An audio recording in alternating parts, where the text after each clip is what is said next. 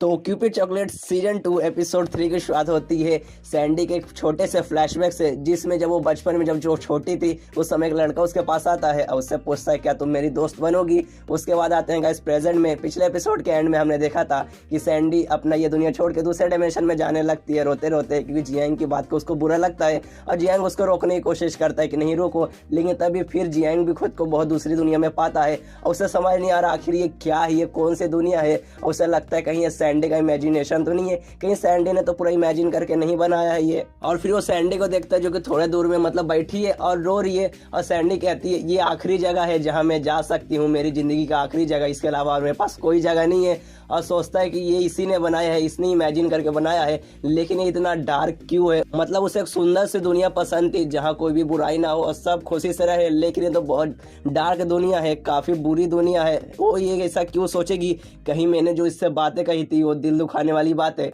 उस बात का इसको बुरा तो नहीं लगा है जिस कारण मतलब इसने ऐसा कोई दुनिया बना लिया। मतलब जो कुछ हो रहा है उसमें कहीं मेरी तो गलती नहीं है, लेकिन अगर ये जो पूरी दुनिया है जहाँ मैं अभी करंटली हूँ, अगर ये सैंडी ने बनाया है तब इसे मैं भी कंट्रोल कर सकता हूँ।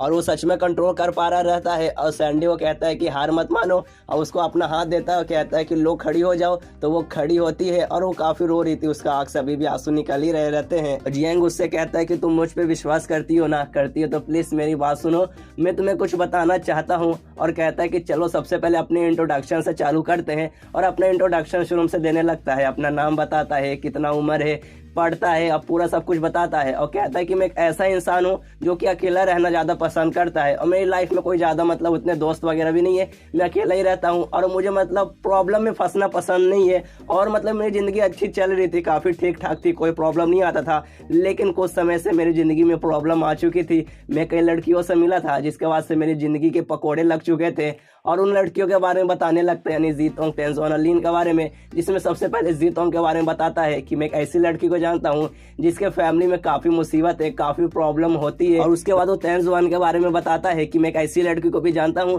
कि दुनिया की दूसरी लड़कियों के हक के लिए लड़ती है, जिन लड़कियों को उनका हक नहीं मिलता, और उनके लिए काफी स्ट्रांग बनती है और मोटिवेट करती है, और उस सब चीज के लिए उसको जो चीज पसंद है उसे वो छुपाती है। और मैं एक ऐसी लड़की को भी जानता हूँ जिसको ऐसा लगता था कि उसके पापा ने उसे छोड़ दिया है, मतलब लीन के बारे में बताता है। और जियांग सैंडी को बताता है कि ये इन 3 लड़कियों के लाइफ में भी काफी ज्यादा प्रॉब्लम थी, लेकिन कोई भी पीछे नहीं भागा। और इसके बाद से मैं मिला एक परी से और वो परी का एक फिगर दिखाता है, मतलब अपनी क्यूपिड गर्ल का एक फिगर दिखाता है और कहता है कि ये वो परी है, ये प्यार की देवी है, जिससे मिलने के बाद उन लड़कियों की जिंदगी में जितने भी प्रॉब्लम है वो सब सॉल्व हो चुके हैं। और उनकी प्रॉब्लम सॉल्व होने के पीछे सबसे बड़ा राज ये था कि उन तीनों ने कभी हार नहीं माना। दुनिया में प्रॉब्लम सबके साथ है, लेकिन कोई भी हार नहीं मानता, जो हार मान गया वो अपनी जिंदगी से ऐसी हार गया, इसलिए हार नहीं मानना चाहिए।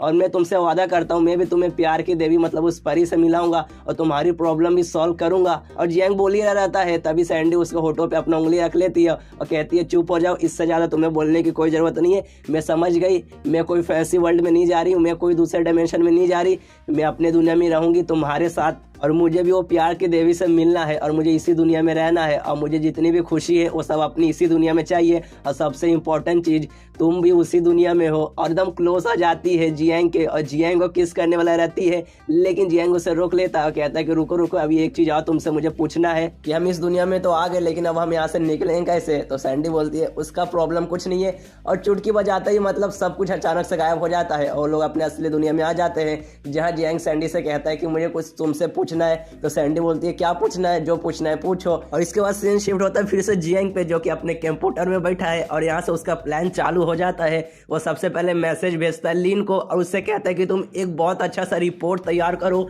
और उसमें मतलब वो सारी चीजें लिखाता है, जैसे कि मतलब जो सैंडी है उसका जो एजेंट है, उसकी कंपनी है जिसके अंदर वो काम करती है, जिसके अंदर उसने कॉन्ट्रैक्ट फॉर्म किया है, और जबरदस्ती उससे काफी काम वगैरह कराते हैं, मतलब उसको फ्रीडम नहीं है और उसे बहुत ज्यादा मतलब उस पर पूरा फोर्स दिया जाता है वो काम करने के लिए, गाने वगैरह बनाने के लिए उसको बिल्कुल भी फ्रीडम नहीं है। इसलिए हमें सैंडी के लिए इंसाफ चाहिए। और उसके बाद वो फिर कांटेक्ट करता है जीतोंग से, क्योंकि जीतोंग एक बहुत अमीर घर की लड़की है, और उससे कहता है कि ये जितना भी रिपोर्टर नोट है इसको तुम पूरी मतलब इंटरनेट पे फैला दो। अब जीतोंग है ही बड़ी घर की लड़की, इसलिए जितने भी न्यूज़ वगैरह फिर जो भी मतलब कंपनीज वगैरह वेबसाइट्स है वो सब पे वो बात फैलाने के लिए बोल देती है अपने नौकरों वगैरह से, और सब का सब पूरी मीडिया लग जाती है। और पूरा मतलब जो रहता है वो रिपोर्ट पूरा मतलब जो जियांग ने सीन से लिखवाया था कि सैंडी कंपनी उसको मतलब ज़बरदस्ती काम वगैरह कराती है, उसको बिल्कुल भी फ्रीडम नहीं देती, उसको जैसे जीना है उसको वैसे जीने नहीं देती। क्योंकि हमने पिछले एपिसोड में देखा था कि उसको बेहोश होने के बाद भी, उसके कोमा में भी जाने के बाद उसकी कंपनी चाहती थी कि मतलब उठे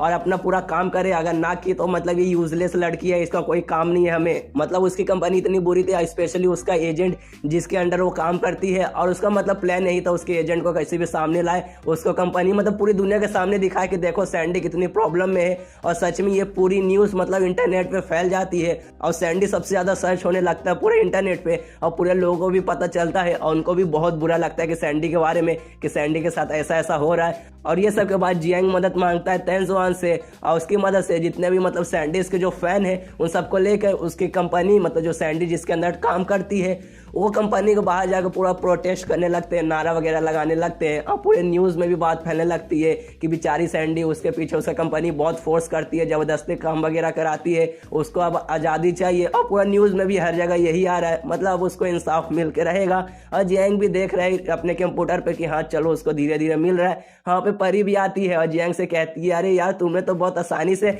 अपना काम पूरा कर दिया। तो जियांग बोलता है अरे यार ये तो छोटा सा काम है, अब यहाँ से मेन प्लान चालू होगा। मैं सिर्फ सैंडी को कोमा से बाहर नहीं लाऊंगा बल्कि उसकी ज़िंदगी वैसी बना दूंगा जैसा वो ज़िंदगी चाहती थी, उसका ज़बरदस्ती का काम नहीं करना पड़ेगा, अब उसको फ्रीडम मिल के रहेगा। और उसके बाद जियांग अपने घर से बाहर जाने लगता है और परी से कहता है कि अब मैं जा रहा हूँ सैंडी के रियल बचपन के दोस्त से मिलने। फिर सीन शिफ्ट होता है शहर में, जहाँ पूरी बात फैल चुकी है कि सैंडी पे उसका कंपनी बहुत अत्याचार करता है, उसे ज़बरदस्ती काम वगैरह कराता है, मतलब पूरा फुल टॉर्चर करता है जैसे लोग गुलाम के साथ करते हैं वैसे। और शहर में मतलब ये सारी बातें एक लड़का भी सुनता है, जो सुनकर उसको बहुत गिल्टी महसूस होता है और एक मतलब कोने में जाकर रोने लगता है, कहता है कि इसमें मेरी कोई गलती नहीं है, अब सैंडी और मेरे बीच में कोई रिलेशन नहीं है। तभी उधर आता है जियांग और उस लड़के को मतलब धमका के उसे कहता है कि तू जानता ना सैंडी को। तो लड़का झूठ झूठ बोलता है कि नहीं मैं उसे नहीं जानता। तब जियांग उसको एक फोटो दिखाता है जो उसने सैंडी के साथ लिया था, जिसमें वो लड़का और सैंडी साथ में थे, और कहता है देख भाई मेरे पास प्रूफ है, अब तो सच सच बोल दे। तो लड़का बोलता है कि हाँ मैं सैंडी को जानता हूँ। और फिर जियांग उस लड़के से कहता है कि तूने सैंडी को बहुत चोट पहुंचाया है, बहुत उससे नुकसान पहुंचाया है। तो लड़का कहता है क्या मैंने उसे चोट पहुंचाया? ऐसा कुछ नहीं है, मैंने उससे कोई चोट नहीं पहुंचाया है। आखिर मेरी भी खुद की ज़िंदगी है, मुझे भी अपनी ज़िंदगी के बारे में सोचना है, आखिर मुझे भी अपने फ्यूचर के बारे में सोचना है। लेकिन मेरी ज़िंदगी की हालत ऐसी हो गई थी कि मेरे को उसके आगे पीछे हमेशा रहना पड़ता था, उसका ख्याल रखना पड़ता था, मतलब मेरी ज़िंदगी कोई मकसद ही नहीं था। अगर सिंपल से शब्दों में बताऊँ तो मैंने उसकी ज़िंदगी तबाह नहीं की बल्कि उसने मेरी ज़िंदगी तबाह की है। और ये बोल के वो रोने लगता है। तो जियांग उस पर चिल्लाता है कि देख भाई तूने जो उसे धोखा दिया सैंडी को, उसके बाद से वो ये दुनिया छोड़ के भी जाने की सोच रही थी, मतलब वो खुद की जान लेने तक कि उसने ऐसा काम किया। तो लड़का रोने लगता है, कहता है क्या उसने जान लेने की कोशिश की, लेकिन मैं क्या करता, मुझे पता है कि मेरा जो मेथड था वो गलत था, लेकिन आखिर मेरी भी मजबूरी थी, मैंने भी जानबूझ के वो नहीं किया। फिर जियांग उस लड़के से कहता है कि अगर अब तू सैंडी की मदद करना चाहता है तो प्लीज़ जो कुछ भी पास्ट में हुआ अपने सैंडी के बारे में मुझे सब कुछ बता दे। और वो रिकॉर्ड करने लगता है जियांग मोबाइल से कि हाँ भाई चल अब तू बोल। और वो बताने लगता है कि जो सैंडी है वो बचपन से मतलब हम दोस्त थे, वो मेरे पड़ोस में रहती थी, लेकिन वो औरों से काफ़ी अलग थी, उसकी सोच औरों से काफ़ी ज़्यादा अलग थी, और वो अकेले में ही रहती थी और कोई बच्चा उसके साथ नहीं खेलता था। लेकिन वो मेरी पड़ोसन थी, जिस कारण मुझे बुरा लगता था और मैं उसका दोस्त बन गया और उसके साथ में खेलता था, और उसको गाना और डांस करना काफ़ी अच्छे तरीके से आता था। तो मैंने सोचा कि उसका टैलेंट वेस्ट ना हो जाए, इसलिए मैंने उसे इनकरेज किया, उसको पूरा सपोर्ट किया, उसकी मदद किया, उसको स्टार बनाने में, एक आइडल बनाने में। और एंड में वो काफ़ी ज़्यादा सक्सेस भी हुई, उसको बहुत सक्सेस मिला, वो बहुत फेमस आइडल बनी। लेकिन कहते हैं ना कुछ पाने के लिए कुछ खोना पड़ता है, यानी जब वो स्टार बनी उसके बाद से उसने स्कूल जाना छोड़ दिया, जिस कारण मैं उसका मतलब पर्सनल ट्यूटर बन गया। मैं उसे सिखाता था हमेशा, और उसकी थोड़ी सी अजीब पर्सनैलिटी होने के कारण, मतलब अलग सोच होने के कारण, उसका जो एजेंट है जिसके अंडर वो काम करते थी, उसने मतलब बाकी दुनिया से उसका कांटेक्ट एकदम ख़त्म कर दिया और उसे मतलब कोई दोस्त भी बनाने नहीं दिया। उसके आसपास मतलब बाहरी दुनिया का बस मैं इकलौता आदमी था। और स्कूल में जो बाकी बच्चे थे वो भी मतलब काफ़ी अजीब समझते थे सैंडी को, और मैं उसके साथ रहता था। मतलब मेरे जब उसके साथ रहता था तो मेरे भी दोस्त, बाकी जो स्कूल वाले बच्चे हैं वो मेरा भी मजाक उड़ाते थे, मुझे भी मतलब पागल समझते थे, मुझे भी कुछ सैंडी जैसा समझते थे। तो मैंने सोचा कि मैं सैंडी को समझाऊंगा, उसे अच्छे से पूरा डिटेल बताऊंगा और उसका मतलब थोड़ा मैच्योर करूंगा, उसका दिमाग थोड़ा मैच्योर करूंगा। लेकिन मैं ऐसा करने वाला था, उससे पहले मेरी माँ ने मुझे उसके एजेंट द्वारा बेच दिया, मतलब सैंडी के एजेंट को उसने मुझे बेच दिया। और कॉन्ट्रैक्ट किया कि मैं सैंडी के हमेशा उसके पास रहूंगा, उसकी बाहरी दुनिया से कांटेक्ट नहीं करने दूंगा और जैसी वो है वैसी मैं रहने दूंगा। जिस कारण मैं भी उसे कुछ नहीं कर पाया, जिस कारण मैं भी उसको कुछ नहीं बोल पाया और हमेशा फेक स्माइल लेके उसके सामने रहा, हमेशा उसके पास रहा और बाहरी दुनिया से उसका कांटेक्ट होने से रोक दिया। और इसके बाद से सैंडी की लाइफ धीरे धीरे और बेकार होते गई, बाहर दुनिया से उसका पूरा कांटेक्ट खत्म हो गया। जो गाने वगैरह बनाती थी उसके एजेंट उसे मतलब स्वीकार भी नहीं करता था और दूसरे के गाने मतलब उससे गवाता था, मतलब जबरदस्ती वगैरह काम उसको करना पड़ता था। और उससे तो यहाँ तक ये भी नहीं पता कि फेसबुक क्या है, व्हाट्सएप क्या है, इतना वो बाहर दुनिया से अनजान है अभी। और मेरी माँ ने भी मुझे मतलब उस कंपनी के एजेंट द्वारा बेच दिया, जिस कारण मैं भी कुछ नहीं कर पाया और मैं भी ये सब चीज़ से काफ़ी ज़्यादा थक हार चुका था। और एक दिन वो टाइम आ गया जब मतलब मेरा उस कंपनी के अंदर का जो कॉन्ट्रैक्ट था कि मैं सैंडी का ख्याल रखूंगा, उसको बाहर दुनिया से मतलब मिलने ना दूंगा, वो कॉन्ट्रैक्ट खत्म होने का टाइम आ गया। फिर लेकिन उसका एजेंट मेरे पास आया और उसने मतलब नया कॉन्ट्रैक्ट लाया कि चल भाई पुराना खत्म हो गया, नया बनाते हैं और हम तुझे ज़्यादा पैसा देंगे। लेकिन उस समय मैंने मना कर दिया कि नहीं, अब मेरी भी ज़िंदगी है, मुझे अपनी ज़िंदगी जीना है, सैंडी के साथ नहीं रहना, उसको दुनिया से मुझे नहीं रोकना, तुम्हें जो करना है सैंडी के साथ करो। और मैं फिर वहाँ से हट गया। इसमें मेरी कोई गलती नहीं है, मेरे को आखिर में मजबूर किया गया था, मतलब मैं भी उस सारी चीज़ों का विक्टिम हुआ हूँ। और ये जितनी भी बातें बोलता है उसका दोस्त, वो सारी बातें जियांग रिकॉर्ड कर लेता है अपने मोबाइल में और वो सारी रिकॉर्डिंग उसके एजेंट को दिखाता है, यानी जो सैंडी का एजेंट है उसको दिखाता है। वो सारी रिकॉर्डिंग सुनने के बाद सैंडी का एजेंट कहता है क्या बस एक रिकॉर्डिंग, आखिर तो इससे क्या प्रूफ करेगा कि मैंने कुछ गड़बड़ किया, मैंने कुछ बुरा काम किया। और मुझे लगता है कि जितना भी तूने इंटरनेट पर जो अफवाह वगैरह चल रहा है सैंडी के बारे में वो तूने ही फैलाया है। तो जियांग कहता है कि हाँ वो सारी बातें मैंने ही फैलाई है और मैं तुझे एक्सपोज करना चाहता हूँ। और तुझे एक्सपोज करना मतलब मेरा कोई सबसे बड़ा प्लान नहीं है, ये मेरा प्लान का बस एक छोटा सा पार्ट है तुझे एक्सपोज करना। तो ये सुनकर सैंडी का एजेंट कहता है अरे चल चल जा, मेरे पास तेरे जैसे लोगों के लिए टाइम नहीं है, मैं यहाँ से निकल रहा हूँ। तभी उस एजेंट के मोबाइल पे फ़ोन आता है उसके मैनेजर का और कहता है जो सैंडी के मम्मी पापा है वो हमारे कंपनी में आए थे, वो चाहते हैं कि सैंडी अब से गाना ना गाएगी और हमारा जो कॉन्ट्रैक्ट है वो ख़त्म होगा, उसके बाद से वो हमारे कॉन्ट्रैक्ट से आज़ाद होकर अलग ज़िंदगी जीना चाहेगी। अब उसे गाना नहीं गाना, अब वो आइडल नहीं बनना चाहती। ये सुन के मतलब सैंडी के एजेंट की भी फंस जाती है, क्या नहीं गाएगी तो हमारी कंपनी कंगाल हो जाएगी। और जियांग से कहता है क्या ये भी तेरे हिस्सा है, मतलब तेरे पार्ट का ये भी प्लान है कि उससे सिंगर नहीं बनाना है। तो जियांग कहता है कि हाँ है, लेकिन ये मेरा मेन प्लान नहीं है, मैं बस एक चीज़ चाहता हूँ, बस मुझे तेरे से एक ही रिक्वेस्ट है कि उसे मतलब जैसा काम करना है तो उसे वैसा करने दे, उसे फ्रीडम दे, उसको दोस्त बनाने दे और बाहर दुनिया से उसे मिलने दे।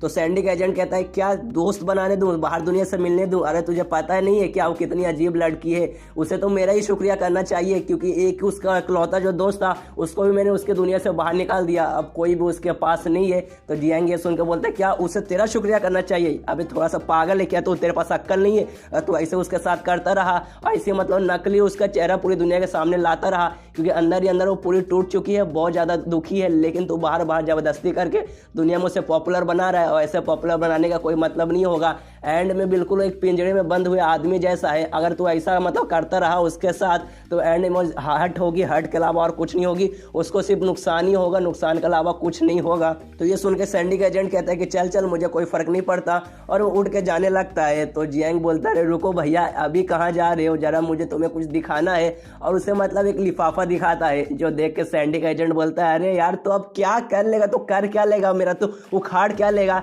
तभी जो जियांग अपना जो लिफाफा उसे दिखाया था वो खोल के दिखाता है तो उसके अंदर फोटो थी। अब गाइस गेस कीजिए किसका था, और किसी का नहीं बल्कि सैंडी के एजेंट एक औरत के बीच में चक्कर चल रहा था उसका फोटो था। और जियांग उस एजेंट से कहता है देख भाई तेरा चक्कर चल रहा है तेरी मैनेजर के साथ तो मुझे पता है और थोड़ा प्रॉब्लम होता होगा ना छुपाने में, चल मैं मदद करता हूँ तेरी, जाके मैं तेरी बीवी को बता दूंगा कि तेरा उसके साथ चक्कर चल रहा है, फिर तेरा मतलब कितना बोझ कम हो जाएगा कि देख तेरे दिल की बात मैंने जाके तेरी बीवी को बता दिया। और ये फोटोस वगैरह देखने के बाद और जियांग की बात सुनने के बाद उस एजेंट की फट के 64 हो जाती है और जियांग से कहता है देख भाई अभी तो बच्चा ही है लेकिन तेरे पास ये सारी फोटोस वगैरह कहाँ से आई। तो जियांग बोलते हैं कि मुझे हल्के में लेने की जरूरत नहीं है, मैं अच्छे अच्छे लोगों की खड़ी कर सकता हूँ, मतलब खटिया खड़ी कर सकता हूँ। और इसके बाद सीन शिफ्ट होता है जी तोंग पे जो कि अपने घर में है और मतलब जी तोंग की मदद से ही जियांग ने उसके मतलब जो फोटोस वगैरह उसका अफेयर चल रहा है उसके एजेंट का उसने पता किया था। और यहाँ पे जी तोंग बहुत ज़्यादा खुश है क्योंकि उसने जियांग की मदद की, जियांग ने जो उसे करने बोला था वो कर दिया। जिस बात में जी तोंग काफ़ी ज़्यादा खुश है कि मैंने जियांग की मदद की, तब मतलब वो शायद मुझे कोई गिफ्ट देगा या फिर मुझे शुक्रिया बोलेगा और बहुत ज़्यादा मतलब खुश है। तभी पता चलता है कि आज उसके दादा का बर्थडे है और थोड़ा सा डिसअपॉइंट हो जाती है। अब गाइस पता नहीं क्यों, वो हमें आगे के एपिसोड्स में पता चलेगा कि अपने दादा के बर्थडे से वो इतनी दुखी क्यों है। और तभी वो टीवी पर न्यूज़ देखती है कि जो सैंडी है वो होश में आ चुकी है, अपने कोमा से बाहर आ चुकी है। और उस टीवी न्यूज़ चैनल ने अपने एक रिपोर्टर को भेजा है है सैंडी के पास उसका इंटरव्यू लेने के लिए। तो रिपोर्टर भी जाता है सैंडी के पास जैसे ही, लेकिन उसके कमरे के बाहर पहुंचता है तो देखता है कि सैंडी बहुत ज़्यादा गुस्से में है और अपना घर का पूरा सामान वगैरह, मतलब जिस हॉस्पिटल के रूम में है उसका पूरा सामान वगैरह फेंक रही है और मतलब बहुत गुस्से में बाहर आती है और कैमरा मतलब पूरा घुस के कहती है कि जियांग तू कहाँ है, मुझसे मिलने आ। और यहीं पे ये एपिसोड खत्म हो जाता है। तो मिलते हैं अगले किसी वीडियो में, जब तक के लिए बाय बाय।